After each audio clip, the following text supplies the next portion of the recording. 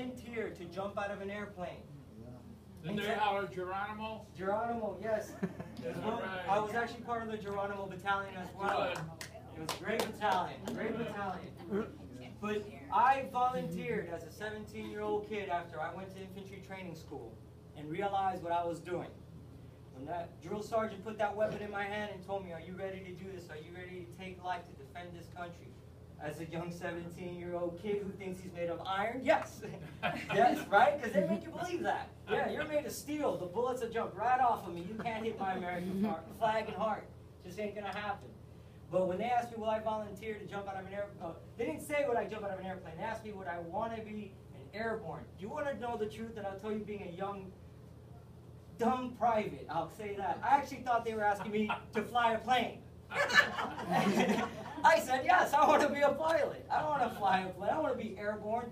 It wasn't until what I was doing, what you said. I was running 4:30 in the morning with a parachute on my back that weighs 80 pounds. Wow. Before breakfast. My parachute on my back weighs 80 pounds. My reserve parachute weighs 30 pounds. My weapon with the full magazine weighs close to 18 pounds. That's not including my uniform. My boots weigh 8 pounds. That's how much the boots weigh. Now, we're not even talking about my rucksack. My rucksack was 55 pounds. We're talking about when I first joined the military, I weighed 107 pounds. I carried close to 300 pounds marching to an airplane that was not around the corner. That airplane was very far down the map. And we're doing this thing called an airborne shuffle, trying to get it into the airplane. I did not realize I was volunteering to literally jump out of the airplane. But to be honest, they call it airborne, they should call it air fall, because what you're really doing is falling out of the airplane. I don't think I've ever seen actually anyone jump out of the airplane, but you certainly do fall fast. When I realized what I was doing, they still asked me one more time, because they realized that I thought it meant to fly the plane. They're like, are you still willing to volunteer to jump into behind enemy lines with nothing but what you got? And the one thing that every American doesn't understand why Americans serve, for that man next to you. For that man next to you or female soldier that we have today. It's about your buddies that you have next to you where you serve. They don't understand that. It's about them. It's about a team. That's why us working together here today, if you notice, we're trying to bring this whole team building together. We're trying to bring the community together because it's what I was trained to do. Right? Well, I'm on my way to the airplane. Of course, frightened, scared. I was still double thinking, do I want to do this? Do I want to jump out of a perfectly good airplane? That's right. They picked on me, because if you know the military lines you up by height, I was a very short dude. So I was the first soldier in my class to jump out of the door. I'll never forget it. We were all sitting down. They gave the warning to hook up. That means you stand up, you take the line from your parachute, and you hook it up into the bird. Sorry, the airplane. We call it a bird. And then at that moment, he opens the door to the airplane. I'm 17 years old. I've never done anything remotely close to even firing a weapon after being yelled at by drill sergeants for almost 3 months. I did more push-ups that probably could have lifted Earth to another solar system. At this point, you couldn't change your mind? No. At this point, well, you could still be until you actually walk out the door, you could do something called a refusal to jump. But if you do that, didn't the word sound horrible? Yes. You refuse to jump, and you can do that. Because it's volunteering, it's fine. You sit right back down, and you can kiss your career goodbye. Because it is over. That's not what we need. We need bravery. We need courage. If you didn't think I was afraid, you're very wrong. I was frightened. I was thinking, I'm going to die. I'm 17 years old. I'm a Cuban boy in America, jumping out of an American plane.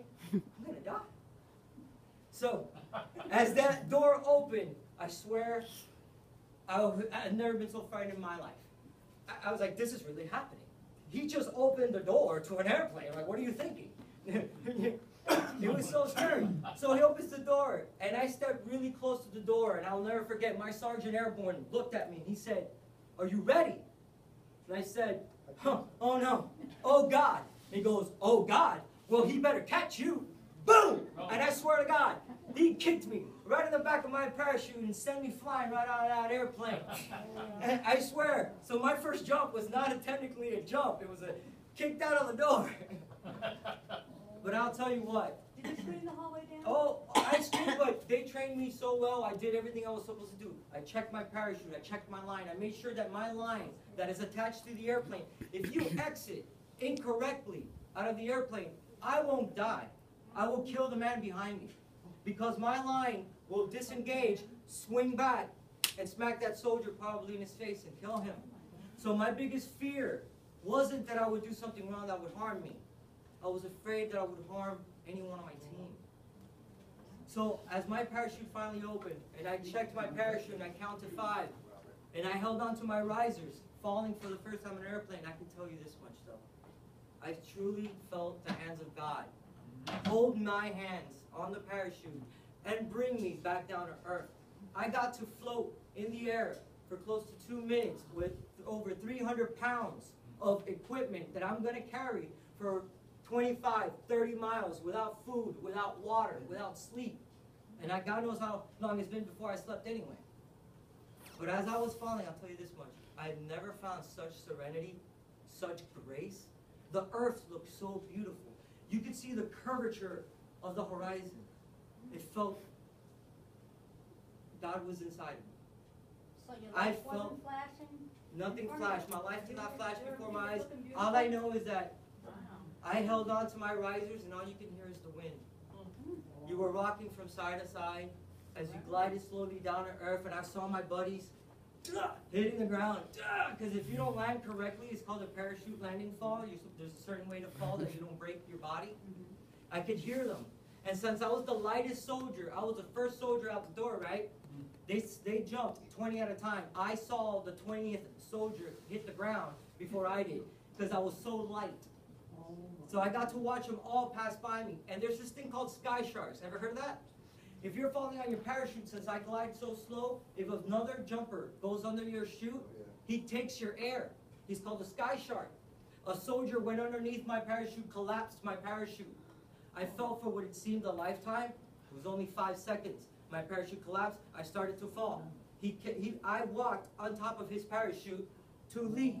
It was walking on a cloud. It felt like walking on silk. It was beautiful. And then within 5 or 10 seconds, I was so amazed that I made that. I smashed into the floor. And as soon as you hit the floor, you're supposed to release your parachute so it doesn't catch air to drag you. I forgot.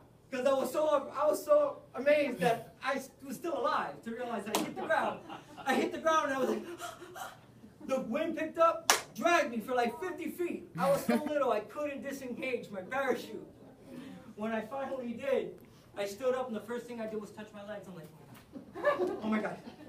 Oh my God. I looked around, I looked at my buddy looked at me, I'm like, you okay, dude? You okay? Yeah. Oh my God, I made it. I made it, I'm alive. I'm alive. And in that moment in my life, I realized one thing. I was so appreciated to be alive. I was appreciative that my legs didn't break. I appreciate that I was still able to carry my 300 pounds and meet my soldier at the end of the DMZ, at the end of the air tarmac, or wherever we landed, and we still continued our mission. After that whole story was just jumping, and not anything I did before that. After that, we walked for 25 miles to take over a city. We took over the city for 5 days. We did not sleep. I think I only ate 1 meal, to the point where you could start hallucinating without sleep. And just after 5 days of taking over that city, we still had to march 25 miles back. With our parachute, with our reserve, because we leave what? No evidence behind. We're in, we're out, we're like a ghost. That was my first jump experience. And I'm glad, and I'm so proud and grateful you all let me share it with you.